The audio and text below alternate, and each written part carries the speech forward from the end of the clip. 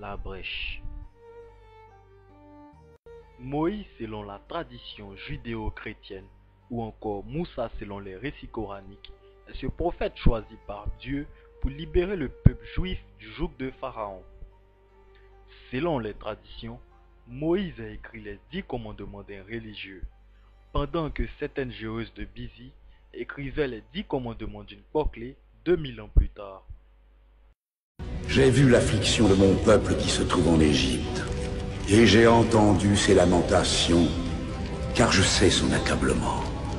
Aussi, Moïse, je vais t'envoyer pour le libérer, et tu feras venir mon peuple jusqu'à cette montagne pour me servir. Selon la Bible, Moïse conduisit ce peuple près de la mer. Il étendit ensuite ses mains sur la mer, et elle se divisait en deux. Pendant que Moïse divisait la mer, la force que Dieu mettait dans ses bras à ce moment-là écartait en même temps les dents de son fidèle compagnon. Brechus physiciens, la première brèche est née. Ne regarde pas maintenant, mais il est temps d'utiliser plus d'énergie cinétique pour exercer un travail sur le géant. Qu'est-ce qui arrive?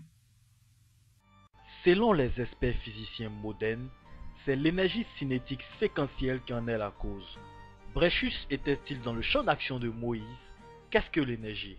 Qu'est-ce que le vide bréchique? Question absolument fondamentale. Qu'est-ce que l'énergie? Qu'est-ce que c'est le vide? Est-ce que le vide, c'est l'absence de tout? Donc on sait aujourd'hui que le vide est probablement bourré d'énergie, mais est-ce que cette énergie peut être responsable, par exemple, de la naissance même de l'espace et du temps? La grosse brèche que Moïse avait créée à Brechus Longus inspire aujourd'hui certains ingénieurs contemporains.